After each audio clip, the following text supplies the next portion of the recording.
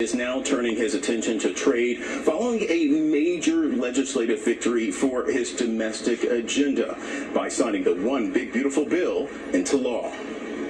This weekend, President Trump is celebrating the first major piece of legislation for his second term. It's really promises made, promises kept, and we've kept them. This is a triumph of democracy on the birthday of democracy. The Friday signing ceremony was part of a 4th of July event at the White House, complete with a military jet flyover.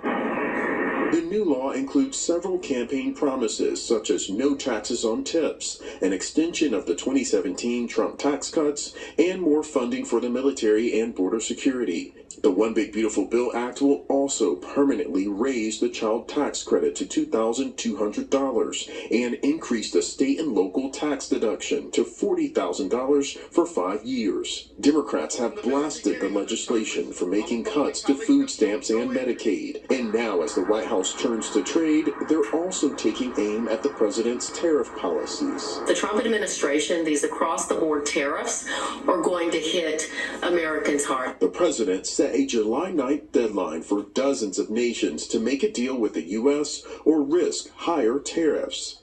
Now the president says multiple nations could receive notice of new tariff rates early next week, which would go into effect in August. I signed some letters, and they'll go out on Monday, probably 12. The upcoming deadline leaves little time to negotiate. You can't sit down with 200 countries. I think the letters are better. So far, the UK, China, and Vietnam have made significant progress in trade talks with the United States, and it's unclear, Jerika, which countries the president will notify on Monday in those letters. Willie James Enman, thank you. Tonight, Israeli Prime Minister Benjamin Netanyahu says he's sending a delegation to Qatar Sunday for talks on a possible ceasefire deal. Hamas calls the latest response positive. This, as Israeli strikes today killed at least 14 in Gaza and 10 other Palestinians were killed trying to get food. It is unclear how they died. CBS's Deborah Patta reports tonight from East Jerusalem.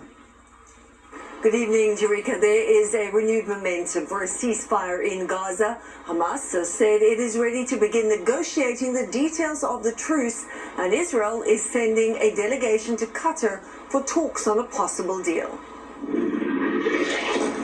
For more than 21 months, with little respite, Palestinians in Gaza have been trapped in an endless cycle of airstrikes and funerals.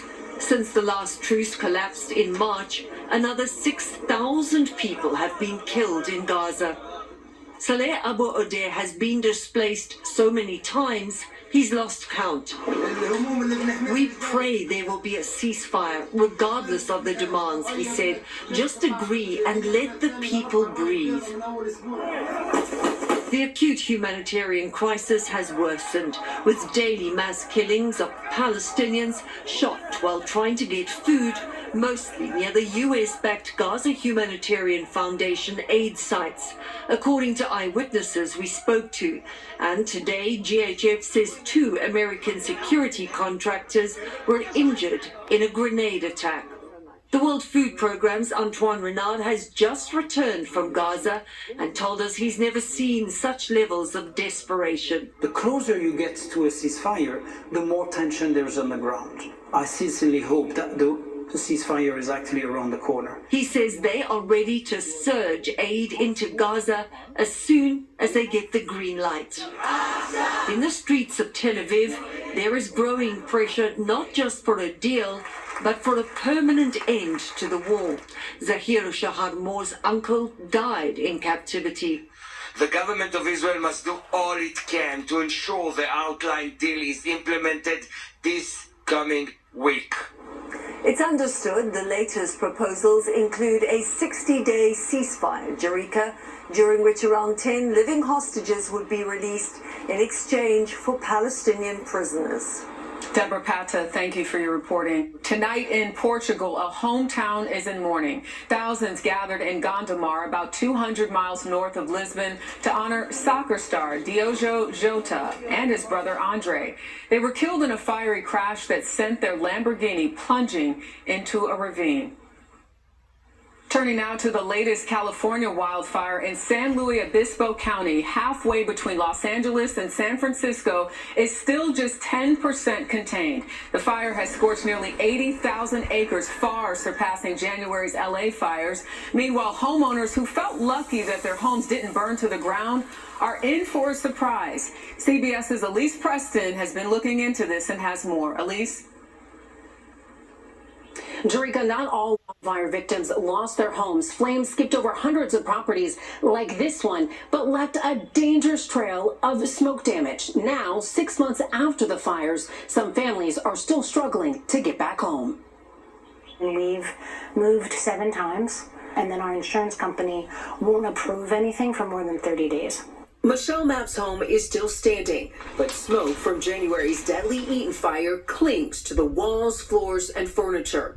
The house tested positive for lead, and the family can't return home because it's not safe. It's just hard. It's hard on my family, you know, and we don't know what's happening. Many victims whose homes are suffering from smoke and toxic ash in the Eaton and Palisades fire zones are battling with their insurance companies to pay for cleanup and repairs.